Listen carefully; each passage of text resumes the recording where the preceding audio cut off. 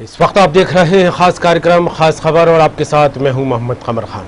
इन दिनों कई राज्यों में चुनावी मौसम बना हुआ है, तो वहीं उत्तर प्रदेश में होने वाले पंचायत चुनाव, विधानसभा की 7 सीटों पर होने वाले उपचुनाव और राज्यसभा की 10 सीटों पर चुनावी घमासान देखने को मिल रहा है। सियासी दलों ने मैदान में उतरने की पूरी तैयारी कर ली है, लेकिन बसपा से बगावत कर सपा अध्यक्ष से मिलने पहुंचे 6 विधायकों ने राज्यसभा के समीकरण में बदलाव की एक अलग तस्वीर पेश कर दी है। इसके बाद से राज्यसभा चुनाव को लेकर गणित भी बदलता दिखाई देने लगा है। ऐसे में 10 में से 8 पर बीजेपी मजबूत है, 1 पर सपा, लेकिन 10वीं सीट पर बसपा के प्रत्याशी के मैदान में उतरने से कयासों का बाजार गर्माने लगा था। वहीं छत्तीसगढ़ में किसानों को धान की राशि के भुगतान को लेकर विपक्ष ने सवाल खड़े कर दिए हैं, तो विशेष सत्र बुलाने पर भी सरकार पर हमलावर है विपक्ष।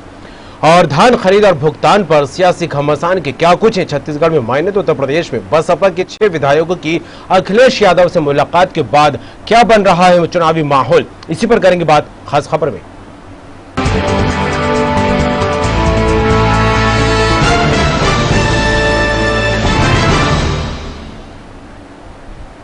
उत्तर प्रदेश में राज्यसभा चुनाव अब और ज्यादा दिलचस्प होते नजर आने लगे हैं। बीजेपी की 9 सीटों में से 8 पर प्रत्याशी खड़े करने के बाद कयास लगाए जा रहे थे कि बसपा का प्रत्याशी 9वीं सीट जीत सकता है। पार्टी ने भी अपने प्रत्याशी रामजी गौतम की जीत का गणित ठीक होने का दावा किया था, लेकिन अब समीकरण बिगड़ता नजर आने लगा है। बसपा प्रत्याशी के 10 प्रस्तावकों में से 6 ने अपना नाम वापस ले लिया है। कहा जा रहा है कि 6 विधायकों ने पार्टी से बगावत कर दी है। बुधवार सुबह 6 विधायक असलम चौधरी, असलम रायनी, मुजिताबा सिद्दीकी, हाकम लाल बिंद, हरि गोविंद जाटव और सुषमा पटेल ने समाजवादी पार्टी के अध्यक्ष अखिलेश यादव से मुलाकात की। बसपा ने रामजी गौतम को अपना प्रत्याशी बनाया और सूत्रों की माने तो खबर यह भी है कि बीजेपी मायावती की पार्टी के अंदर सपोर्ट भी कर रही है और इसलिए अपना नवा प्रत्याशी मैदान में नहीं उतारा। हालांकि रामजी गौतम की जीत पक्की मानी जा रही थी। इधर सपा ने प्रकाश बजाज को निर्दलीय प्रत्याशी घोषित कर दिया। बताया जा रहा है कि बसपा के विधायकों और अखिलेश यादव के बीच बंद कमरे में काफी देर तक चर्चा हुई। मुलाकात के बाद विधायक सीधे विधानसभा पहुंचे और यहां प्रस्तावक से अपना प्रस्ताव वापस ले लिया। प्रोफेसर रामगोपाल यादव जी को जिताने के लिए पर्याप्त से भी ज्यादा वोट जो दूसरे निर्दलीय उम्मीदवार हैं, क्योंकि हमसे किसी ने मदद नहीं मांगी और हम भारतीय जनता पार्टी के गले में गला हाथ डाल के नहीं खड़े हो सकते। हमने अपने वोट निर्दलीय को दिए हैं, उनको देने का वादा किया है। अगर कोई मांगता, कोई पॉलिटिकल बात करता, हमारा लाइक माइंडेड आदमी, हमारी समान विचारधारा वाला, तो हम लोग विचार करते हैं। यानी कि बजाज को आप देते वोट?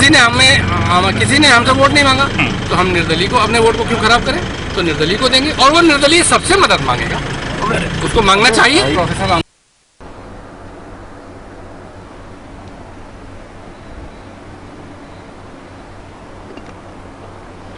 और इस खबर पर बात करेंगे, हमारे साथ जुड़ गए हैं आरसी भट्ट, जो कि उत्तर प्रदेश के स्टेट एडिटर हैं, लखनऊ से जुड़ गए हैं। भट्ट साहब, चुनावी माहौल लगातार बनता दिखाई दे रहा है उत्तर प्रदेश में, पंचायत चुनाव को लेकर बात हो या 7 विधानसभा सीटों पर होने वाले उपचुनाव को लेकर, लेकिन राज्यसभा को लेकर जिस तरह से घमासान मचता दिखाई दे रहा है और तस्वीरें लगातार बदलती दिखाई दे रही है और ज्यादा चुनावी माहौल दिलचस्प होता दिखाई दे रहा है तब जबकि बसपा के 6 विधायक बसपा के राष्ट्रीय अध्यक्ष अखिलेश यादव से मुलाकात करने पहुंचे और इसके बाद अटकलों का बाजार गर्म हो गया। क्या कहें इसे लेकर? जिस तरह से उत्तर प्रदेश में 10 राज्यसभा की सीटें हैं जिसका चुनाव हो रहा है, उसमें 8 सीटों पर भारतीय जनता पार्टी ने अपने प्रत्याशी खड़े किए हैं संख्या बल के आधार पे। समाजवादी पार्टी ने 1 प्रत्याशी खड़े किए हैं रामगोपाल के रूप में, जो प्रमुख महासचिव हैं समाजवादी पार्टी के। लेकिन अचानक बदले ही घटनाक्रम में बहुजन समाज पार्टी, जिसके पास संख्या बल नहीं है, उन्होंने रामजी गौतम को अपनी तरफ से खड़ा किया। और जिस तरह से राज्यसभा की जो 9वीं सीट है, यानी कि अगर 10 सीटें हैं तो 10 में 8 सीटें भारतीय जनता पार्टी में की झोली में जाती हुई दिख रही हैं संख्या बल के आधार पे। 1 सीट समाजवादी पार्टी के झोली में जाती हुई दिख रही है संख्या बल के ही आधार पे। बाकी जो 1 सीट इनकी बस्ती है, उसको लेकर कहीं जबरदस्त रस्साकसी हो रही। समाजवादी पार्टी ने जिस तरह से प्रकाश बजाज, जो निर्दलीय प्रत्याशी हैं, उनको समर्थन दे दिया है। आज बदले घटनाक्रम में बहुजन समाज पार्टी के 6 विधायकों ने अखिलेश यादव से मुलाकात की। उस 6 विधायकों में मुस्लिम और पिछड़ी जाति के विधायक जी। बहुजन समाज पार्टी की खेमे में खलबली मच गई। बहुजन समाज पार्टी नेता विधानमंडल दल के लालजी वर्मा ने इस पर एतराज जताया है।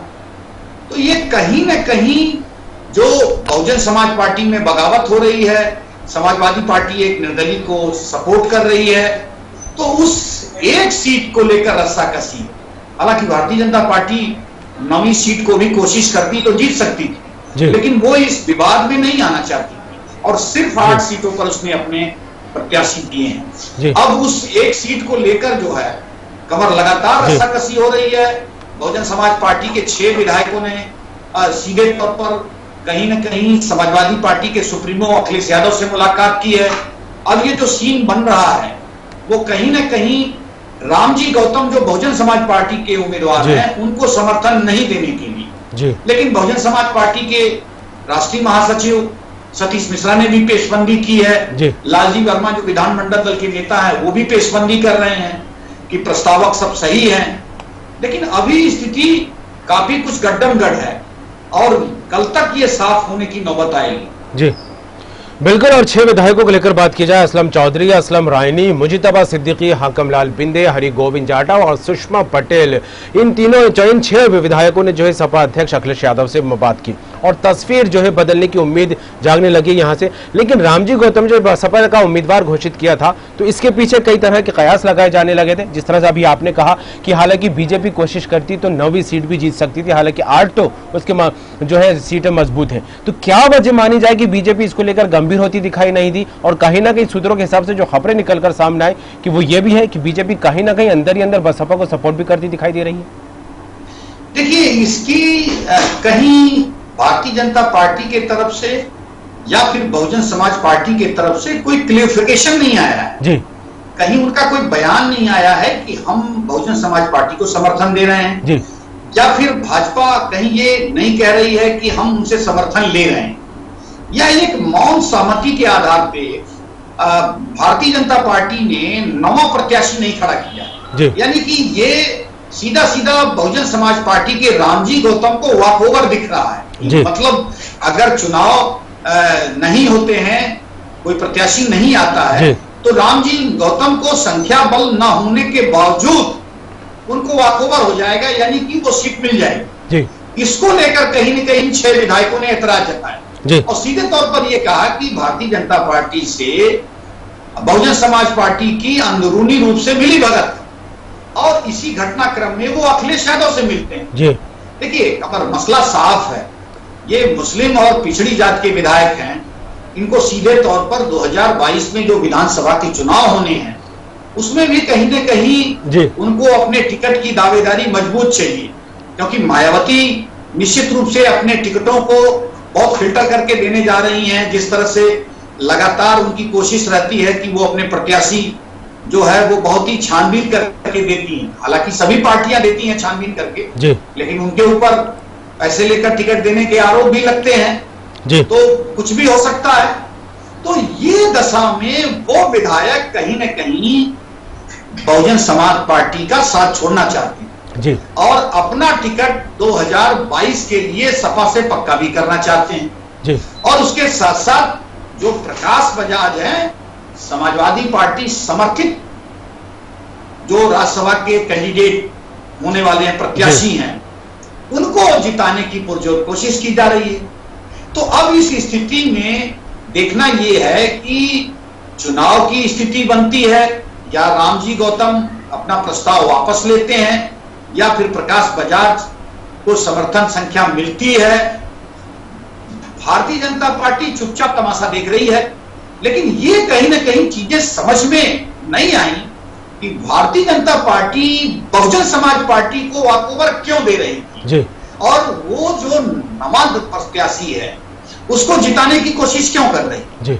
ये चीज थोड़ा सा समझना, क्या कोई गुप्त समझौता है या एक सेफ पैसेज है कि चलो भैया 8 हमारे जीत गए, 9 आपका जीत जाए, समाजवादी का न जीते दूसरा।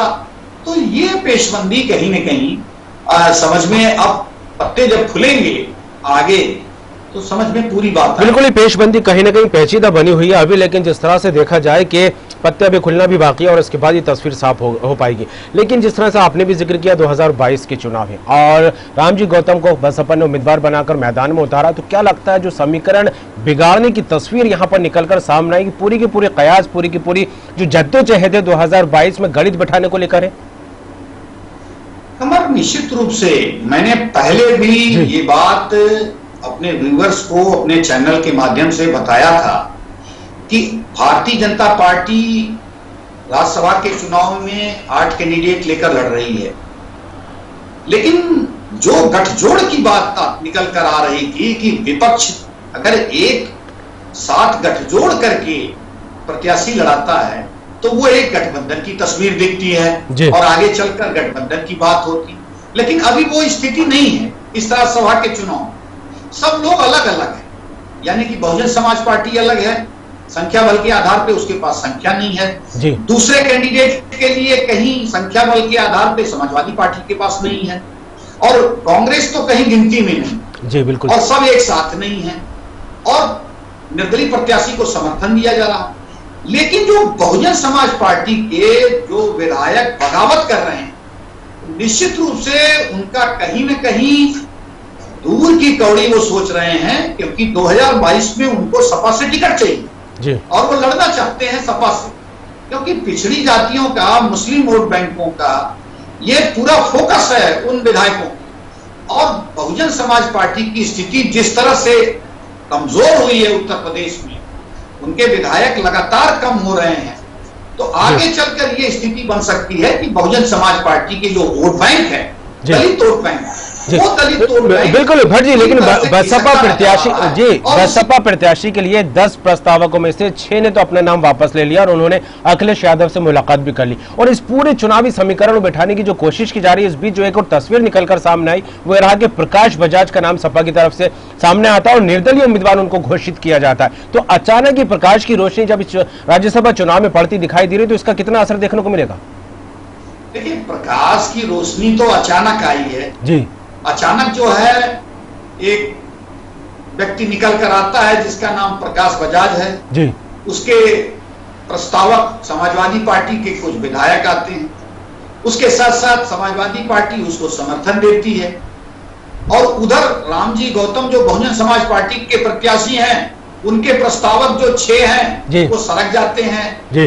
इधर समाजवादी पार्टी के जो विधानमंडल दल के नेता हैं, उनका कहना है प्रस्तावक मौजूद हैं, लेकिन वो प्रस्तावक अखिलेश यादव से मिलते हैं। तो ये तस्वीर बिल्कुल साफ है कि वो 6 जो विधायक हैं, अगर वो सपा सुप्रीमो अखिलेश यादव से मिलते हैं तो निश्चित रूप से समाजवादी पार्टी समर्थित कैंडिडेट को ही अपना समर्थन दें।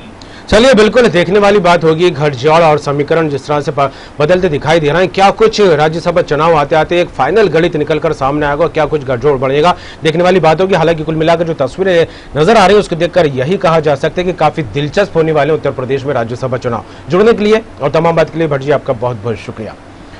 तो राज्यसभा चुनाव को लेकर उत्तर प्रदेश में लगातार घमासान मचा हुआ है, खींचतान की स्थिति बनती दिखाई देने लगी है और जिस तरह से बसपा ने रामजी गौतम को अपना उम्मीदवार बनाकर मैदान में उतारा था, 10 प्रस्तावकों में से 6 ने अपना नाम वापस ले लिया और ये 6 विधायक सपा प्रमुख अखिलेश यादव से मिलने पहुंचते हैं और इसके बाद कयासों का और अटकलों का बाजार गर्म हो जाता है। फिलहाल अब देखने वाली बात होगी कि राज्यसभा चुनाव को लेकर आगामी दिनों में क्या कुछ तस्वीरें सामने आती हैं और गठजोड़ को लेकर क्या कुछ समीकरण बनते दिखाई देते हैं।